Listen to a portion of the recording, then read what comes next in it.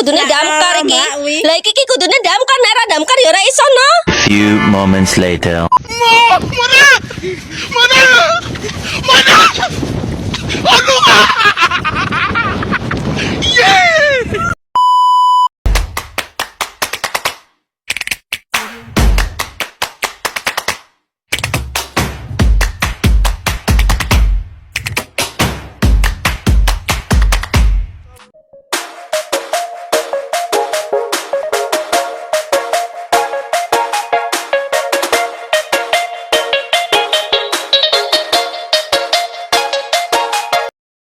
Assalamualaikum warahmatullahi wabarakatuh. Saya akan membahas tentang sejarah bimbingan dan konseling. 1. Awal perkembangan akhir abad ke-19, Amerika Serikat merupakan tempat awal berkembangnya konsep bimbingan dan konseling, terutama di akhir abad ke-19. Fokus awalnya adalah membantu siswa sekolah menengah dalam memilih karir yang sesuai dengan minat dan kemampuannya.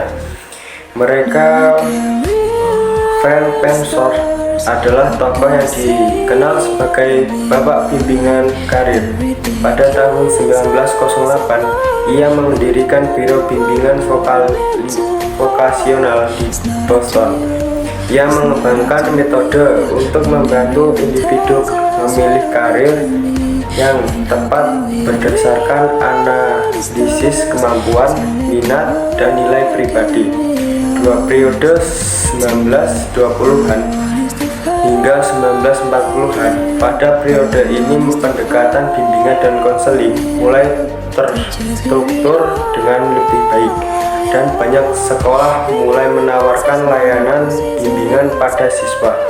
Pendekatan yang lebih ilmiah mulai digunakan dengan tes psikolog sebagai tes EQ yang mulai diterapkan dalam proses konseling untuk membantu mengenali potensi dan bakat siswa. Konselor sekolah mulai muncul sebagai profesi non formal, namun fokusnya masih lebih pada orientasi karir dan pendidikan.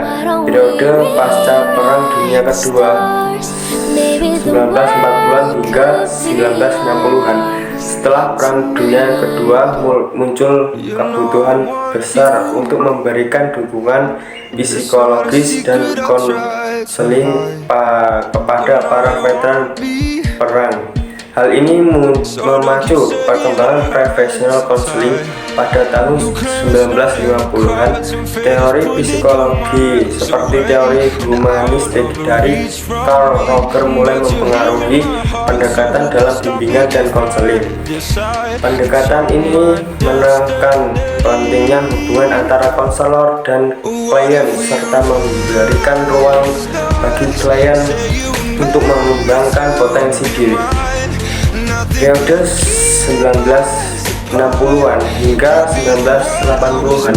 Pada periode ini terjadi perluasan bimbingan dan konseling di luar konteks pendidikan dan karir. Konseling mulai digunakan untuk menangani isu-isu kesehatan mental, sosial, dan emosional di Amerika Serikat. Undang-undang seperti National Defense Education 1958 memperluas peran konselor di sekolah dan meningkatkan pentingnya layanan konseling di lembaga pendidikan. Teori psikologi yang lebih kompleks seperti teori psikoanalitik, behaviorisme, dan teori sistem mulai diterapkan dalam praktek konseling. Perkembangan di Indonesia, konsep bimbingan dan konseling mulai diperkenalkan pada masa Orde Baru sekitar tahun 1960-an, dipengaruhi oleh perkembangan gekar di negara-negara barat.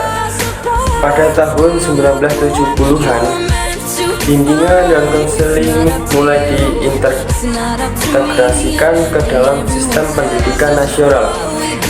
Kementerian Pendidikan dan Kebudayaan, sekarang Kemendikbud, polsek mulai memberikan panduan tentang pentingnya layanan BK di sekolah.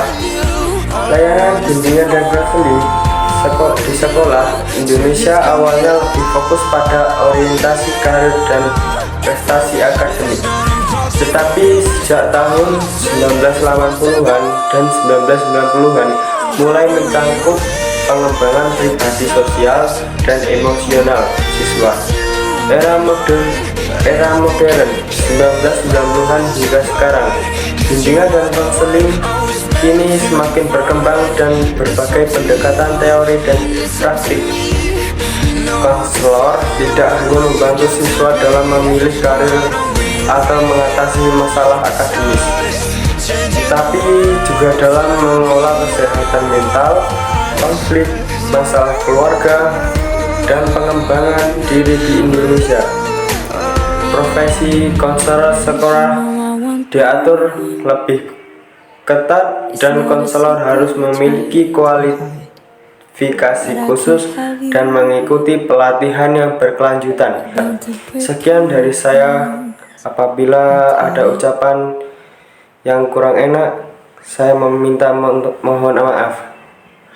Wassalamualaikum warahmatullahi wabarakatuh.